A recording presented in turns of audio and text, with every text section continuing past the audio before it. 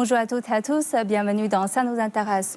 Je suis très heureuse de vous retrouver pendant cette période la plus festive de l'année en Chine, la fête du printemps que nous célébrons chaque année et qui marque le début du Nouvel An chinois. Comme dans de nombreux autres pays dans le monde, les fêtes traditionnelles sont l'occasion de redécouvrir et de célébrer son identité à travers des pratiques profondément ancrées dans l'histoire. Aujourd'hui, avec nos invités, nous allons explorer les valeurs sociales et philosophiques de la fête du printemps, dont l'origine remonte il y a 4000 ans. Alors, j'ai le plaisir de recevoir trois invités par visioconférence. Depuis Shanghai, Benoît Vermondet, sinologue français, professeur à la faculté de philosophie de l'université de Fudan. Bonjour, Monsieur Vermondet. Bonjour à vous et bonjour à tous. Et depuis Paris, Liu Weili, conférencière et conseillère en management interculturel Chine-France. Bonjour, Madame Liu. Bonjour, bonjour à tous. Et depuis Pékin, Washinu Lionel Pérus-Sauveguedi, doctorant en linguistique appliquée à l'Université des langues et cultures de Beijing, et très active dans les échanges culturels entre la Chine et l'Afrique. Bonjour Washinu. Bonjour madame, bonjour à tous. Alors, on va commencer par donner aux téléspectateurs un goût de fête. On voit que la fête du printemps, c'est une fête en fait avec des célébrations continues. Beaucoup de traditions. Alors, pouvez-vous partager d'abord avec nos téléspectateurs les moments qui vous marquent le plus chaque année? Washinu, quelles sont les traditions ou les moments qui vous marquent le plus durant cette fête? Ah oui, les moments qui me marquent le plus, ce sont les moments que je passe en convivialité avec les Chinois, surtout chez eux. Chaque année, je reçois souvent l'invitation d'aller passer la fête du printemps chez des amis. Et quelque chose me marque énormément. C'est lorsque nous restons ensemble et nous faisons le ravioli chinois. Ce ravioli, lorsque nous restons ensemble et nous faisons cela, cela montre beaucoup plus l'harmonie, la paix, la cohésion sociale, l'entraide dans la famille, et c'est très intéressant. Et aussi, le ravioli chinois ressemble à la monnaie que la Chine utilise dans l'Antiquité. Et donc, c'est directement le souhait, lorsque vous mangez le ravioli, vous souhaitez en même temps la prospérité financière. Et c'est très intéressant. Et ça marque énormément. Je me rappelais la première fois lorsque j'ai passé mon premier Chuanjie, ma première fête du printemps en Chine. C'était très intéressant. On me disait, mais lorsque tu manges beaucoup de raviolis, tu auras beaucoup d'argent. Et on me saluait en disant, Gonshi Fasai, ça signifie, je te souhaite beaucoup plus de prospérité. C'est même une salutation. Et c'est très intéressant. Au début, je ne comprenais pas. Je me demandais, mais pourquoi en pleine année, la personne me souhaite que quelqu'un me souhaite seulement la prospérité financière. Et c'est progressivement, j'ai pu m'intégrer à la culture et j'ai compris en fait, c'est une salutation. Gonshi Fasai, je vous souhaite beaucoup plus de prospérité financière. Alors, Monsieur Vermondet, quels sont les moments qui vous marquent le plus pendant la fête? Moi, c'est un peu semblable. Ce qui me marque le plus, c'est de manger ensemble. Mais je suis gourmand. Donc, les raviolis, ça ne me suffit pas. Ce que je préfère dans la fête du printemps, quand je vais chez des amis, c'est qu'ils vont faire un grand repas. Donc, il y aura beaucoup de plats.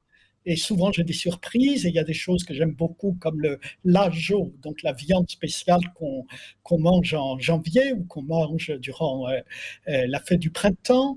Quand je suis au Sichuan, alors là, c'est encore meilleur et c'est encore plus varié.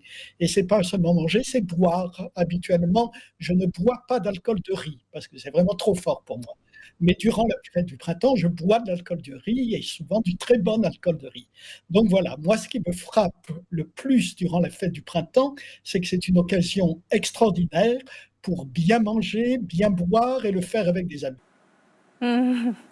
C'est vrai que pendant la fête du printemps, vous réagissez comme les poètes chinois qui aiment beaucoup, comme Li Bai et tout, qui aiment bien boire l'alcool du riz pour Oui, mais la s'inspirer. plupart ne buvaient pas seulement durant la fête du printemps, mais en buvaient toute l'année. Effectivement, en fait, on trouve en fait même le repas de réveillon, c'est très diversifié, n'est-ce pas, Madame Liu? En fait, Chinois a mentionné le ravioli, c'est surtout dans le nord, et puis dans le sud, comme Monsieur Vermandet a mentionné tout à l'heure, il y a beaucoup plus de variétés, n'est-ce pas? Par exemple, à Shanghai, on fait aussi des repas très variés, pas que des raviolis. Ah oui, oui, tout à fait. En fait, comme les Chinois, ils sont assez croyants, c'est-à-dire qu'ils croient tous les belles choses et des espoirs dans la vie. Donc, pour le repas chinois, en général, on fait 10 plats. On fait 8 plats plus 2 desserts. C'est ce que je fais à chaque année. C'est 8 plats parce que 8, ça porte bonheur. Et 2 desserts, et ce sont le nom de longévité et aussi de niangao. Niangao, c'est une sorte de pâte de riz avec à partir de riz gouillant, on fait des gâteaux. Donc, c'est ces 2 desserts, plus 8 plats. 8 plats et ensemble, ça fait 10 et ça égale shi quan shi mei. Donc, le 10, ça veut dire 10 chiffres et c'est parfait. Voilà. Et parmi le 8 plats, particulièrement, chaque plat, il a une signification très importante. Par exemple, c'est forcément, il faut avoir des poissons. Poisson, c'est surplus, ça veut dire, voilà, nian nian you yu. Donc avoir un poisson sur la table, c'est quelque chose d'impératif pour le repas du fête de printemps.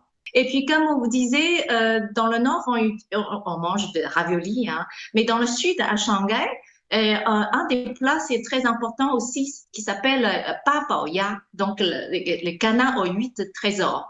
Et donc, le canard mariné, soit avec 5 parfums, c'était mariné avec 5 différentes de choses. Et après, on met des riz, on met des cacahuètes, on fait plein de champignons dans le ventre de canard et ça s'appelle Pa Bao Ya. Donc, c'est très important pour les Shanghaïennes de manger le canard en 5 parfums. Voilà, et 8 trésors. Voilà, tout ça, c'est des plats, mais selon les régions différentes, je dis toujours dans le nord et ainsi dans le sud de la Chine, il y a des manières différentes, des cuisines différentes pour fêter le Nouvel An, mais ils sont tous des cuisines gastronomiques. Il faut goûter. Alors, effectivement, ce que vous avez mentionné, c'est très intéressant. On a discuté de la cuisine et tout. Et on sait qu'en 2024, l'UNESCO a inscrit la fête du printemps sur la liste du patrimoine culturel immatériel.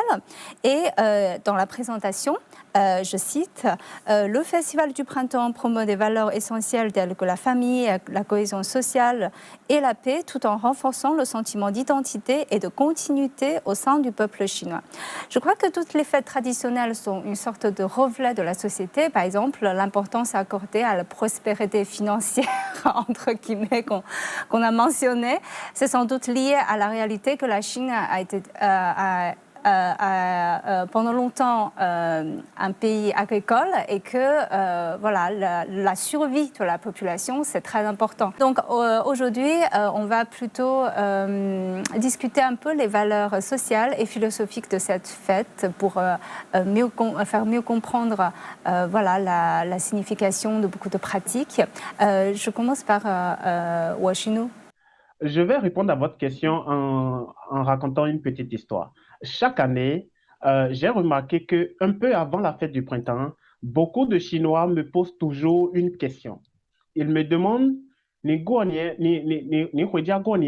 est-ce que tu vas rentrer chez toi pour fêter?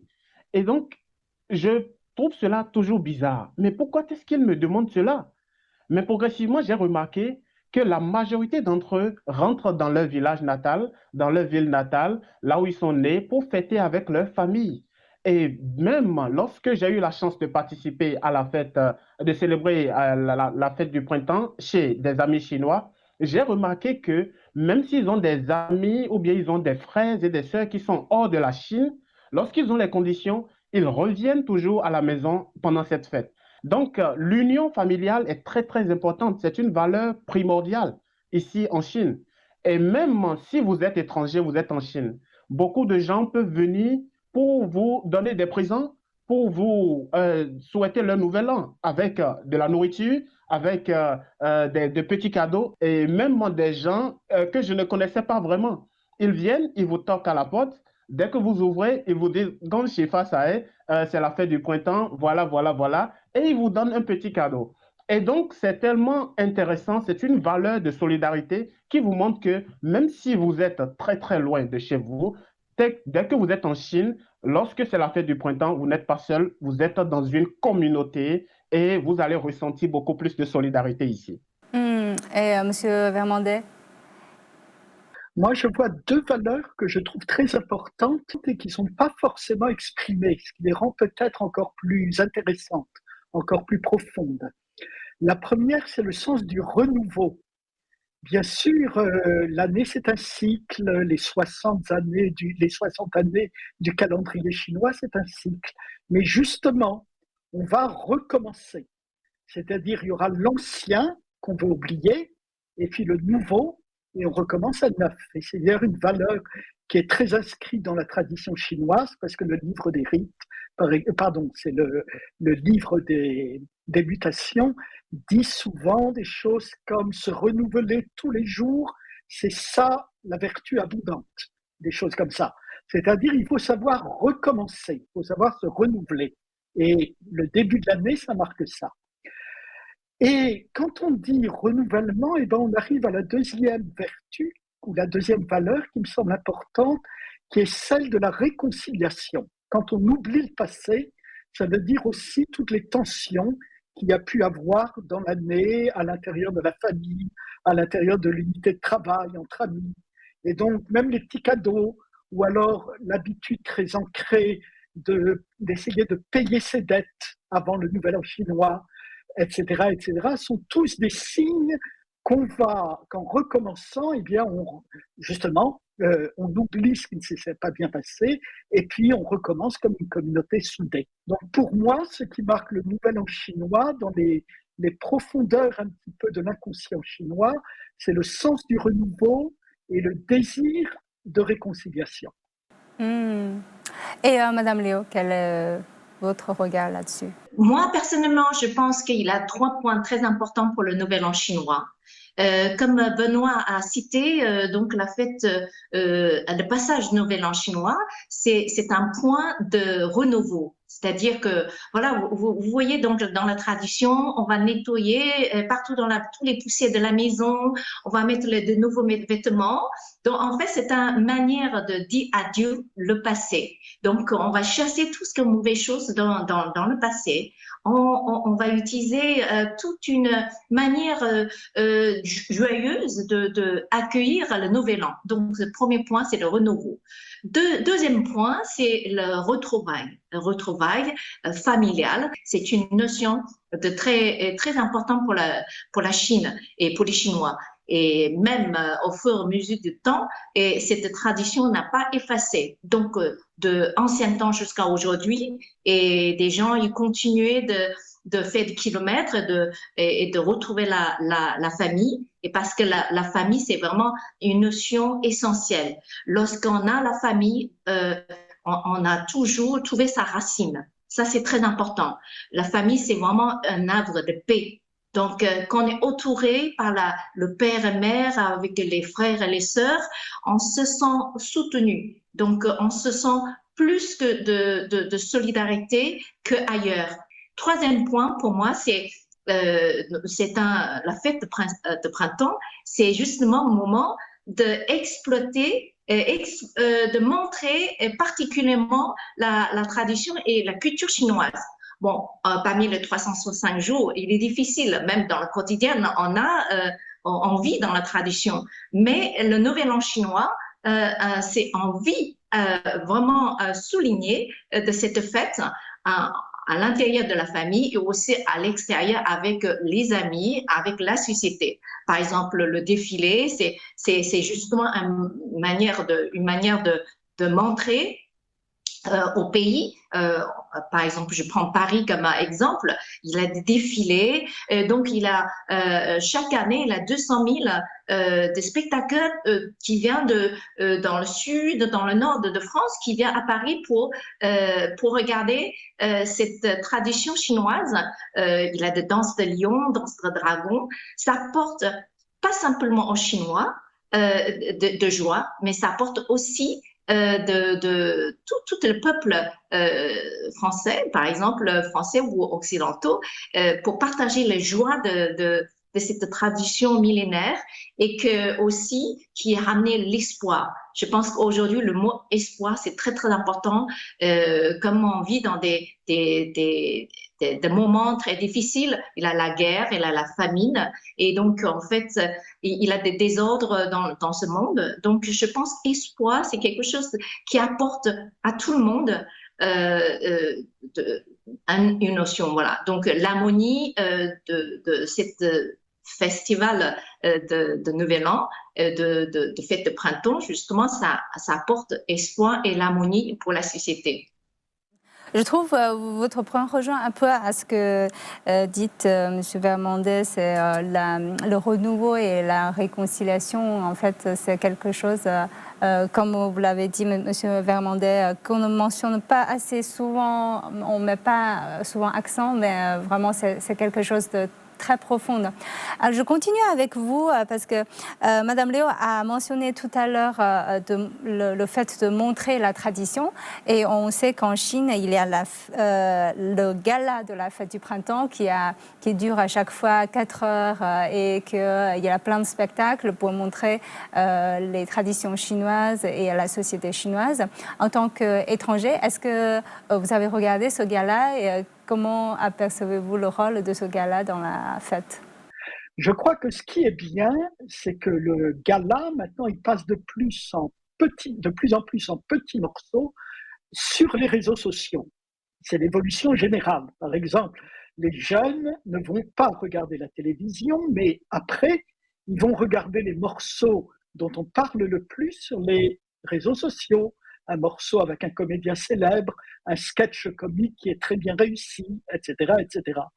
Donc peut-être dans le futur, ce qui sera le plus important, ce n'est pas l'émission de télévision proprement dite, mais ce sont les suites de l'émission de télévision. C'est-à-dire les moments, la façon dont les morceaux choisis, si vous voulez, vont continuer à marquer la société et vont faire parler d'eux pendant peut-être une semaine ou une dizaine de jours.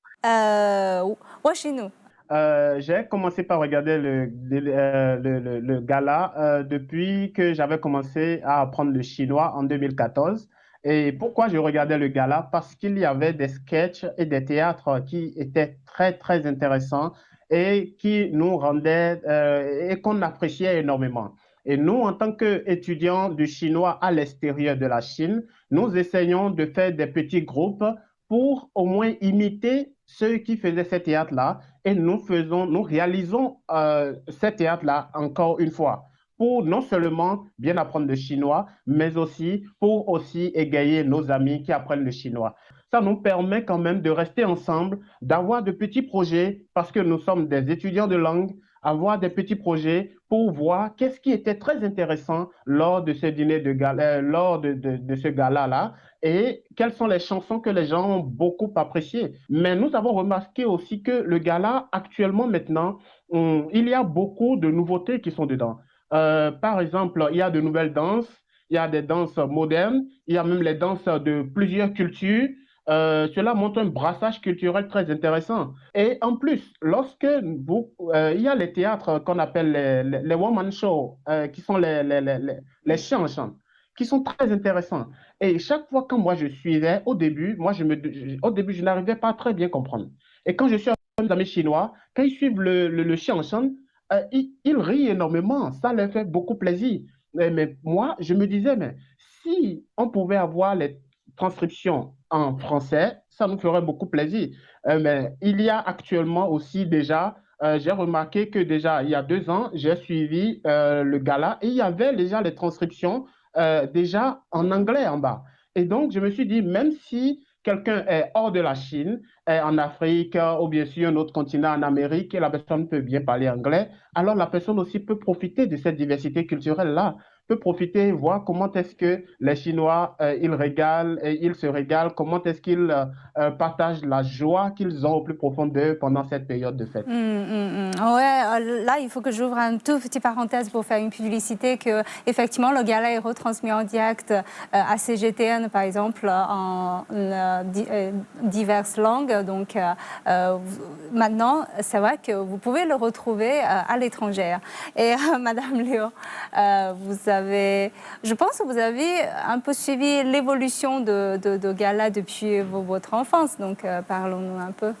Lorsque j'étais en Chine, évidemment, pendant le repas de réveillon, tout le monde, toute la famille, on regarde le gala, le spectacle ensemble et puis on commentait. Mais depuis que je vis à Paris depuis 30 ans, donc évidemment avec le décalage horaire, c'est pas facile de regarder en direct. Ce qu'on fait, c'est que avec 6 heures ou 7 heures de différence de décalage, nous, on regardait le replay, le moment de repas à Paris, et puis de repas de réveillon, bien sûr, on regarde, et puis et on fait en fait, souvent que les différentes générations, ils sont intéressés les spectacles différents. Je sais que mes parents, ils aiment bien de regarder celui des sketchs de One Man Show. Enfin, c'est pas One Man Show, c'est 2 personnes. Chanson, c'est pour les vieilles générations. Et ils adorent cette émission. Et nous, moi, j'aime bien de regarder tout ce qui est spectacle de danse et des chants, surtout les chansons en solo. Et je trouve que c'est très belle. Et puis, j'ai vu aujourd'hui, une chose que j'aime bien, c'est aujourd'hui, on invite donc on invite des personnes qui est pas forcément dans le métier de l'art et de la musique.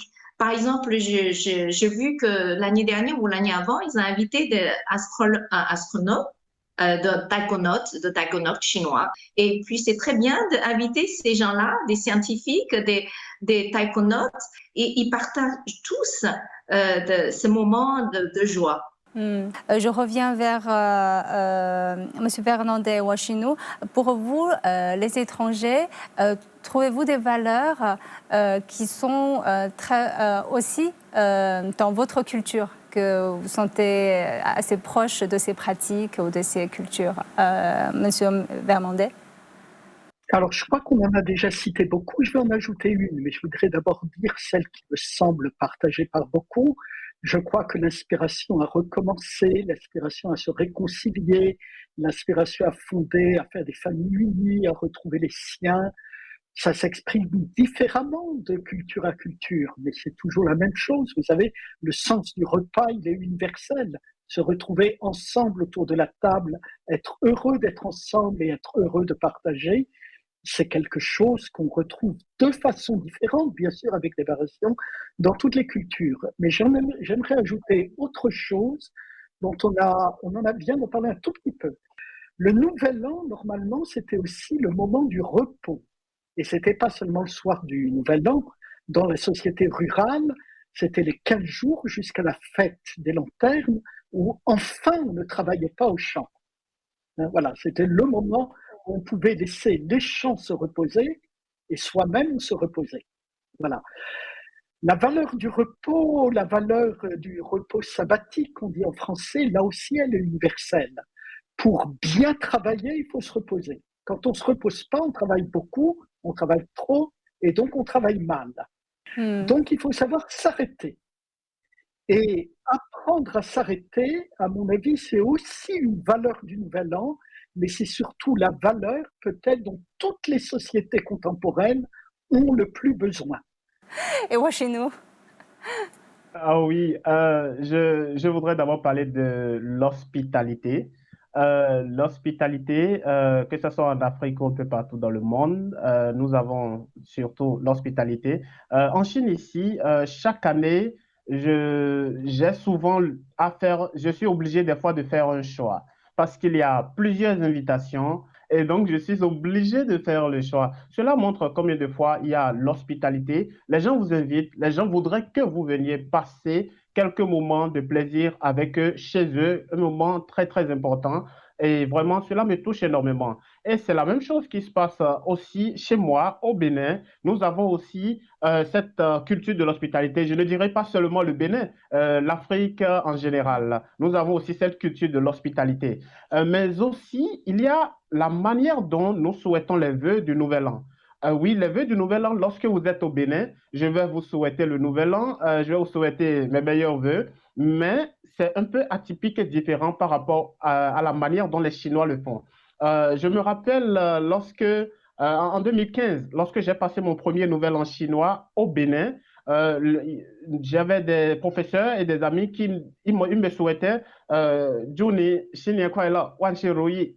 Donc, c'était vraiment très simple. Très, très simple. Juste quatre mots. Wan Shi Ruyi.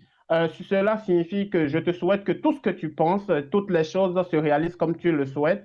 Et donc, au début, je ne comprenais pas. Je me demandais, mais c'est tout ce que vous me souhaitez pour le nouvel an? J'étais choqué parce que je trouvais que ça ne suffisait pas. C'était différent de ce que nous, on fait au Bénin. Au Bénin, nous, on fait quoi? Je vous souhaite santé de fer, je vous souhaite beaucoup de santé, beaucoup d'argent, beaucoup de prospérité, beaucoup, beaucoup, beaucoup, beaucoup, beaucoup, ainsi de suite.